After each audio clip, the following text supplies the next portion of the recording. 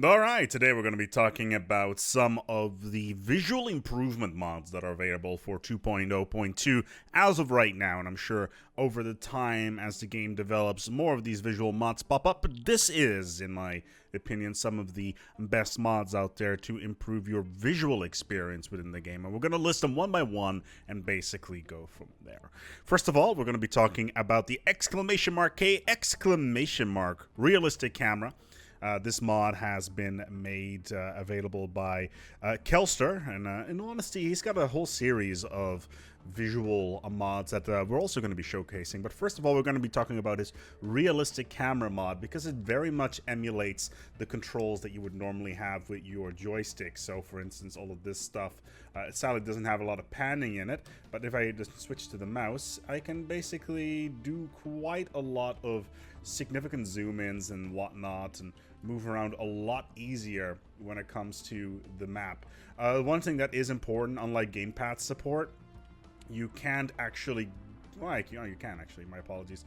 You can basically get into every single nook and cranny of the game and look at it at several angles. So if you're looking to make any videos or you want to see certain things up close, then this is a very good way of dealing with this sort of thing. If you also go towards the map, I got no GUI on at the moment, and as you can see, there is quite a lot of flexibility here. Hell, we can even get underneath the galaxy, which is something we're not really supposed to be able to do.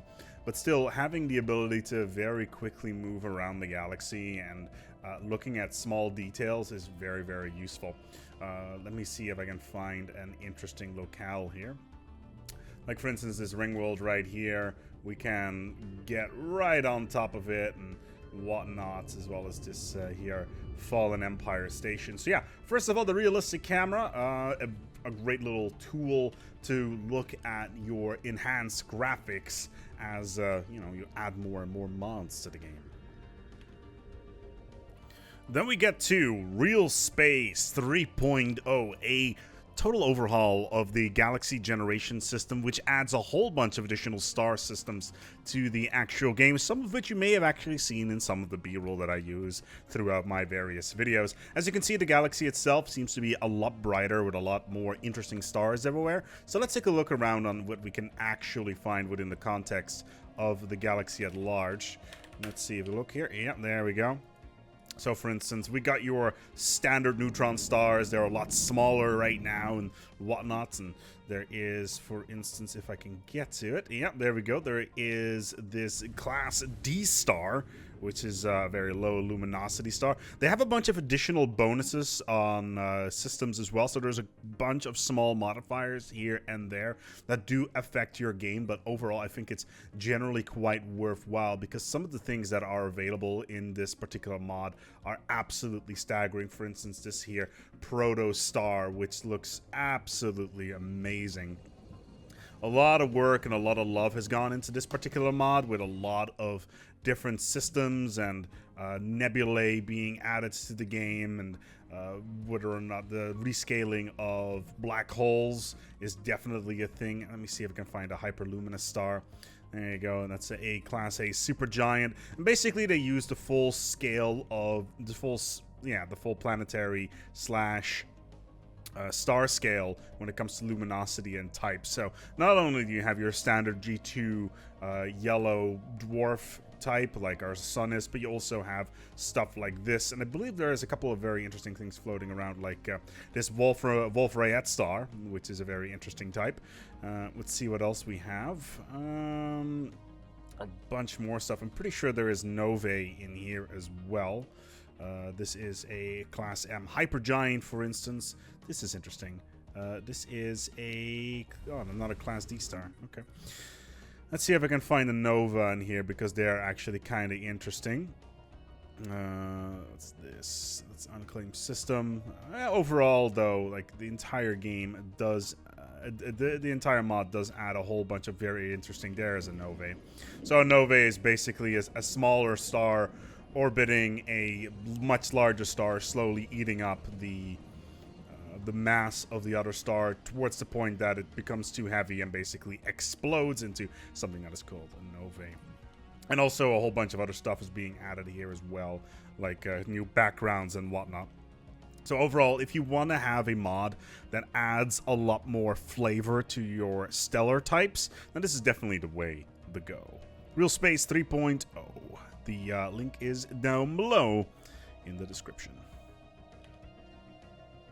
And now something that is a little bit less clear on what it actually does. This is the Hyperlane Transparency mod, and basically what it does, it changes the luminosity of how bright the hyperlanes are within the context of the game. As you can see right now, they don't just pop up everywhere like they are super bright. And basically what it does is it allows you to not be overwhelmed by the sheer amount of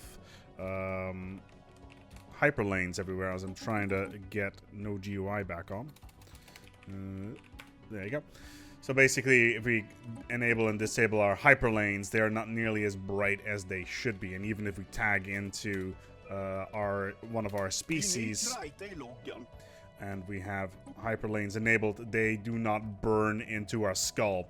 Now, personally, I would prefer that we wouldn't be able to see where hyperlanes were going until we've actually been to set system, but that's just a personal thing. Another galaxy-wide mod here that is rather interesting from a visual standpoint. And now we're getting to some of the more visual stuff when it comes to ships. We got the Downscale mod. Basically what it does is it completely changes the scale and size of ships. In the past, there were problems with the game in general where ships would overlap each other if they were in squadrons. You would generally see it with battleships as they would do some crazy overlapping with each other, which is clearly something you kind of want to avoid. With the Downscale Ships mod, the ships obviously become a lot smaller, and they kind of look better when it comes to the scale of the system at large. Let's do a quick observe here so we can actually take a look at some of the other empires over here and basically take a look at how they scale. Let's take a look if we can find a fleet somewhere. Maybe this over here. No, this is the station. But also stations, they do rescale, and it is shown in the in-game UI when it comes to how big things are as well. So when you're starting up a new game, you will see that the ships themselves are a lot smaller. So for instance, if I go quickly into the main menu and I edit my ships, you will see that the icon for the ships is a lot smaller as well. This is more of a this makes the game look a little bit more, how should I put this, board game like, kind of like, or a pen and paper or a tabletop style game where the size of the ships are a lot smaller, therefore you have a little bit more oversight on see what is going on. Overall, a really cool little example of what can be done with mods from a visual point of view, and I highly recommend for you to go and try it out because it does change things around quite a lot. And then we get to the ship mods, specifically the visual ship mods. And when it comes to these, there are 3 sets that are at the top of this list. First of all, there is the Kuragane set, the Strega set, and the Tall White set. And all of these 3 have been made by the same person, and they look absolutely staggering. Plus, they support the ship scaling mods as well with additional items on that side, and that means that you can play around with these really good-looking ship sets within the context of the game that even rival the in-game ship sets themselves as well. I highly recommend for you to pick these up and play around with them because they look absolutely staggering.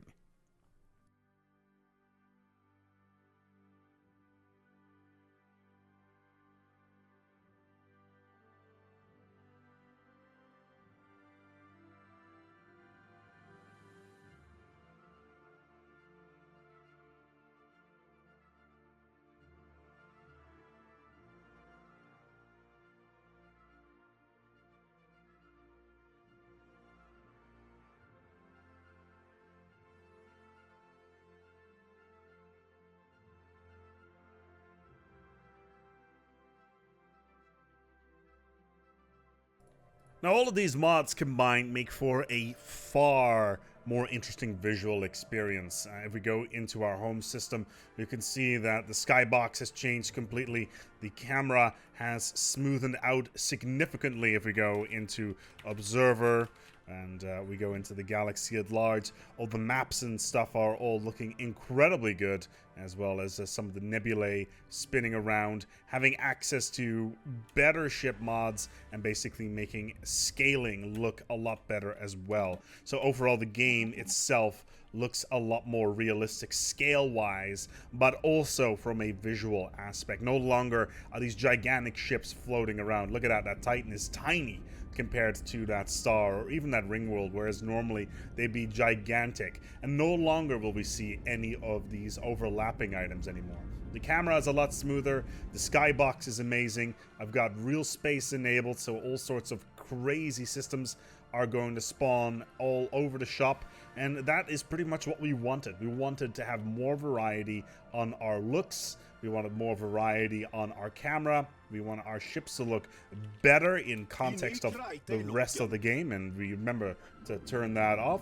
But overall, there are just so many things we can do in terms of making the game just to look better through mods. There's a full list at the bottom of the description of this video, where you can find a full outlier of which mods we're using in this particular setup, so that you too can delve into making the game look more appealing. Thank you so much for watching. If you like this video, feel free to give it a like and or subscribe. Next time, we're going to be talking about some of the best mods that do impact gameplay. Of course, real space does impact it a little bit, but not significantly enough. But still, next time we're going to be talking about that. So expect Star Wars, expect Star Trek, maybe a little bit of Mass Effect in there, some planet modifiers. Who knows? The sky is the limit. Post your favorite ones below, and I'll see you next time.